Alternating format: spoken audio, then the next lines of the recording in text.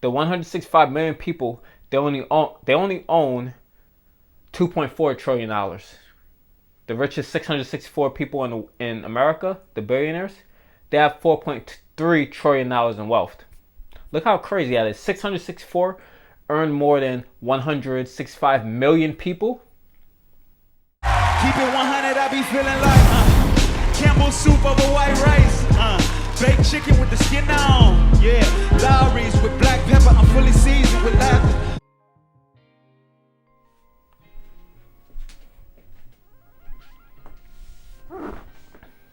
What's good, 100%ers? It's your boy Dre, and welcome to my channel, Keep It 100 Dre. So this report by Inequality.org is extremely troubling, so I want you to take a look. Update: Billionaire Wealth, U.S. job losses, and pandemic profiteers.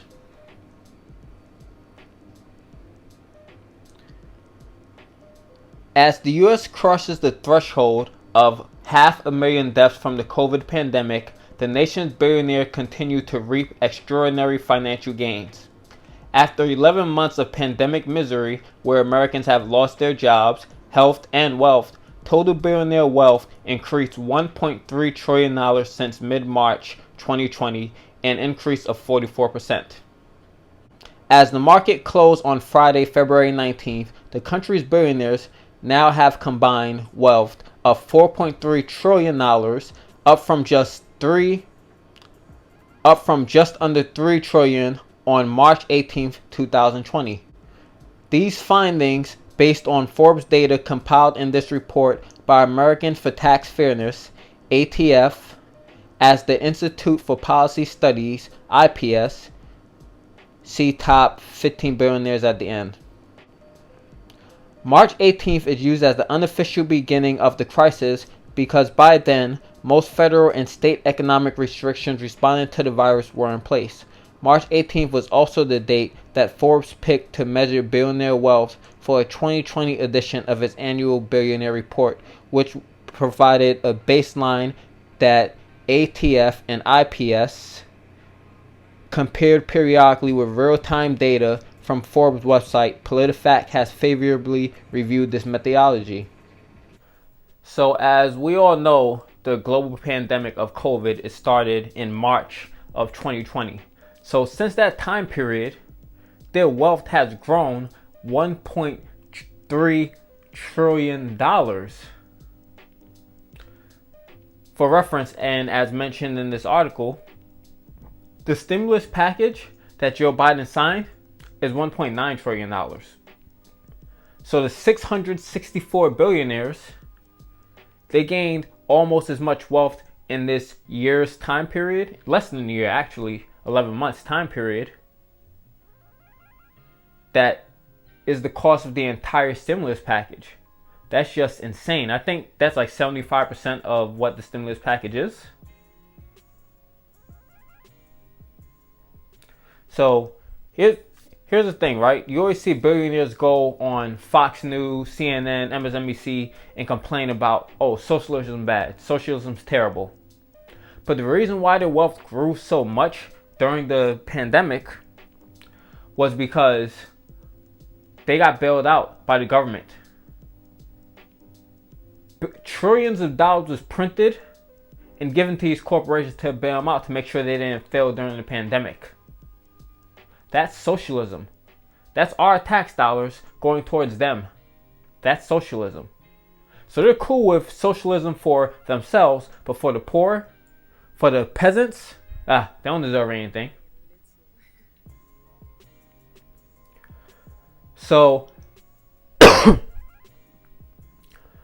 the $4.3 trillion that they have now, it's up from $3 trillion that they had last year before the pandemic started.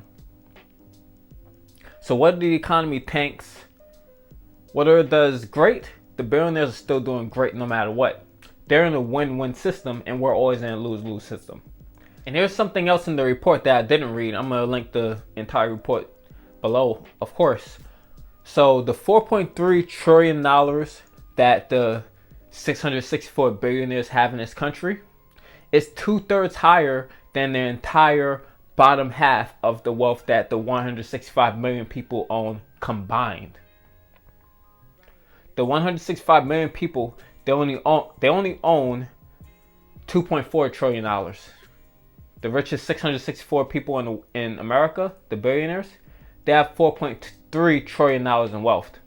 Look how crazy that is. 664 earn more than 165 million people. So the people are fighting over the crumbs while the billionaires take the whole pie. And then we accept that. We're fine with the crumbs. People are happy that Joe Biden gave $1,400 checks, while other places in the world, they get recurring $2,000 checks. A lot of them didn't have to go on unemployment because they were subsidized by the government.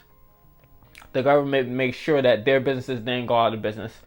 Some of the businesses were temporarily nationalized until the pandemic's over so it could survive. So the unemployment in Germany is still only 4%, which is about the same before the pandemic started. Where the real unemployment in America, it's over 20%. That's because we did such a terrible job handling the coronavirus pandemic. Donald Trump during the time did a very terrible job, and Joe Biden's not doing a great job either. A one-time $1,400 check. I was about to say 2,000 because he kept lying and saying 2,000, so that's why I messed up. So people are being grateful, being Joe Biden bootlickers, being Democratic bootlickers, saying, "Oh no, he never said 2,000. 1,400 plus 600 is 2,000." Being stupid. No, he said $2,000 checks. I'm gonna link that video below where he said $2,000 checks will be sent out immediately. He said that after $600 checks were passed. He also said before the $600 checks passed. They sent out $2,000 checks immediately. It's 2 months later. 2 months later, you're finally getting the $1,400 checks, which is lower than what he said. So we're arguing over that while other countries are getting recurring $2,000 checks. You don't see a problem? You don't see a problem how the billionaire wealth just exploded and people are struggling? There's so many people that's going to get evicted from their homes. So many people lost their businesses. Over 100,000 businesses closed permanently. And countless jobs were lost. The unemployment levels now is much greater than that during the Great Recession. And it's about that of the Great Depression. That's how bad things are right now. Yet it doesn't matter for the billionaires because their wealth grew 44%. While everybody else got poorer, the rich get richer. That's how it always is. The economy's doing good, the rich getting richer. The economy's doing bad, the rich getting richer. And some of y'all are being bootlickers for the rich. What is wrong with you? Were you dropped as a baby? 'Cause that's the only thing I could fathom what makes you so stupid, being bootlickers for billionaires and millionaires and corrupt politicians. I don't care if the Democrat, I don't care if the Republican, they suck. They corrupt politicians. That's why Joe Biden wanted to give a one-time $1,400 check. That's why he didn't want to do a $15 minimum wage. That's why Kamala Harris didn't overrule the Senate parliamentarian. That's why Joe Biden didn't pressure the 8 Democrats who voted in the Senate against a $15 minimum wage to vote for it. He didn't really want a $15 minimum wage because the budget reconciliation process can only be used one time per year, the 51 vote process. So now it's going to be the regular order, which will require 60 votes. And there's no way in hell non-Republicans are voting for that bill as a standalone bill. It's not happening. He never won it in the first place. So here's some other things in that article. It said the $1.3 trillion gain is enough to give every single person, 331 million Americans, a $3,900 stimulus check. That's just the amount they gained, not their total wealth, but the amount they gained in the last 10 months. Every American could get a $3.9 thousand check. A 3.9K check every American could get with just the amount they gained. I bet MSNBC, CNN's not going to cover that. They're supposed to be a liberal because they're terrible. They're no better than Fox News. They're the Democrat bootlicker network, and the Republicans are And Fox News is the Republican bootlicker network. And both Democrats and Republicans are screwing you. The Democrats stab you in the back while smiling in your face. The Republicans shoot you in the face. I'd rather not get shot or stabbed. If you want to get shot or stabbed, you have issues. You need to seek counseling. Now.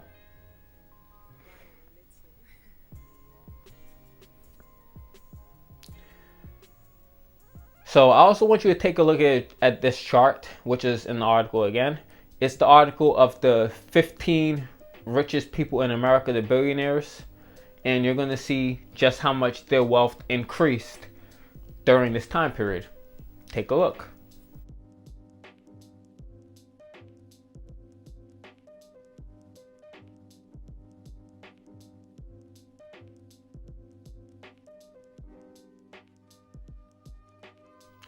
So that's all I gotta say for this video. I want to thank you for watching the video. I really appreciate it. If you like the content, like and subscribe to the channel.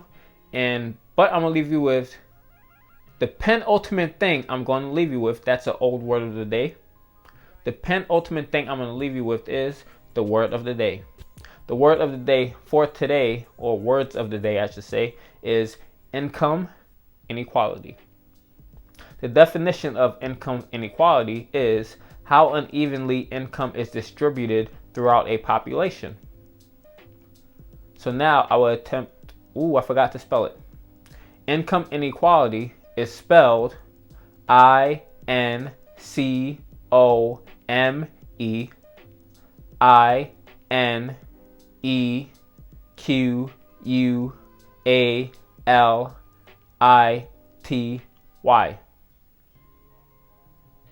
So I defined it earlier. Don't need to do that again. So now we attempt to use income inequality in a sentence. The income inequality in America is so vast that this system is guaranteed to collapse at some point.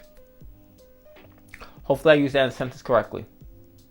So now the ultimate thing I will leave you with before I end this video is this video on income, wealth, inequality. So I want to thank you for watching the video. I really appreciate it. If you watch the video to the end, use income inequality in the comment section below in the sentence. So again, I want to thank you for watching the video. I really appreciate it. 100%. Peace. There's a chart I saw recently that I can't get out of my head. A Harvard business professor and economist asked more than 5,000 Americans how they thought wealth was distributed in the United States. This is what they said they thought it was. Dividing the country into 5 rough groups of the top, bottom, and middle 20% groups, they asked people how they thought the wealth in this country was divided. Then he asked them what they thought was the ideal distribution, and 92%, that's at least 9 out of 10 of them, said it should be more like this. In other words, more equitable than they think it is. Now that fact is telling, admittedly, the notion that most Americans know that the system is already skewed unfairly. But what's most interesting to me is the reality compared to our perception.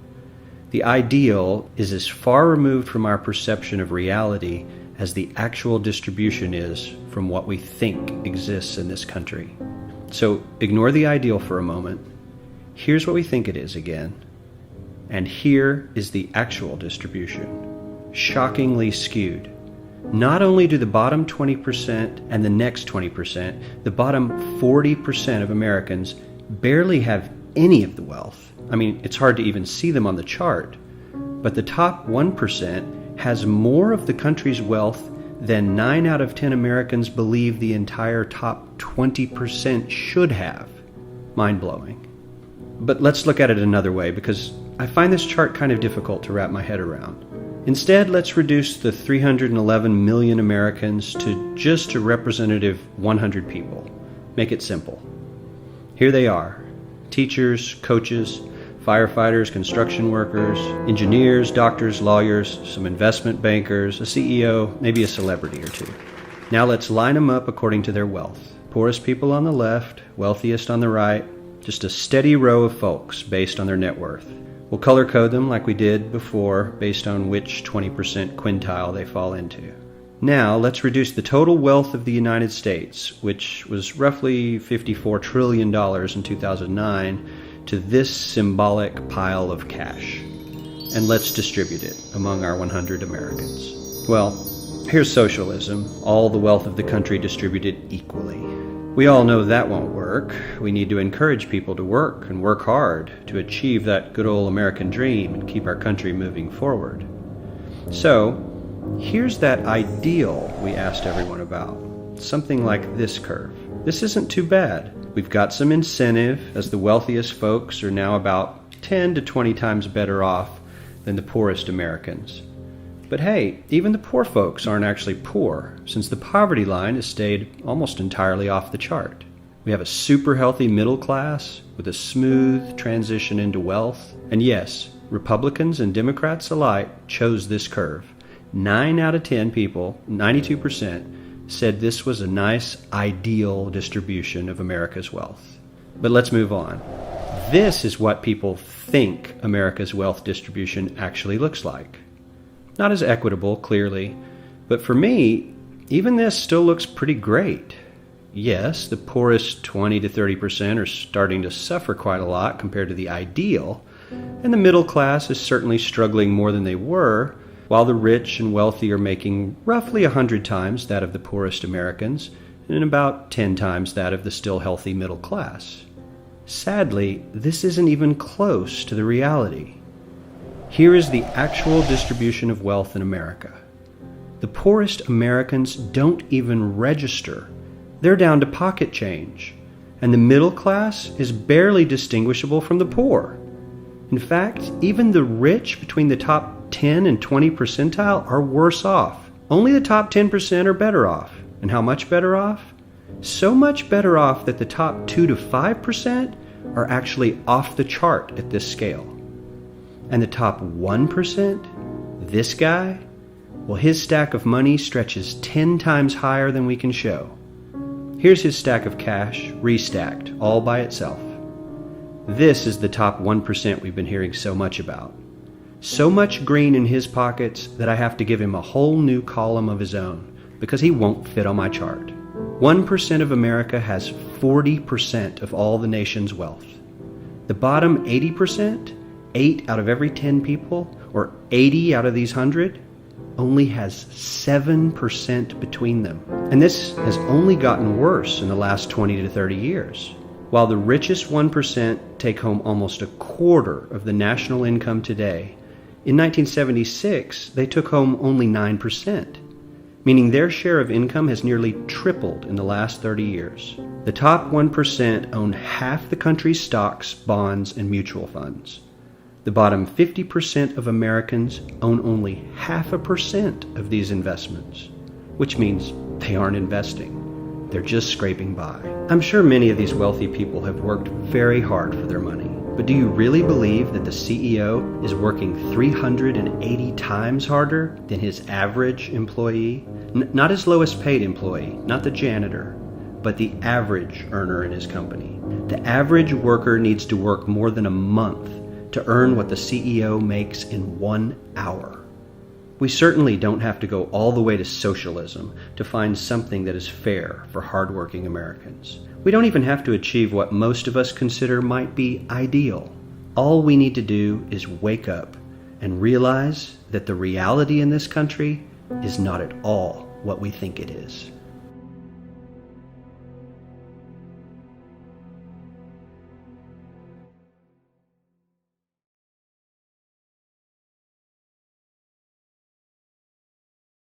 Well, I've been stacking up.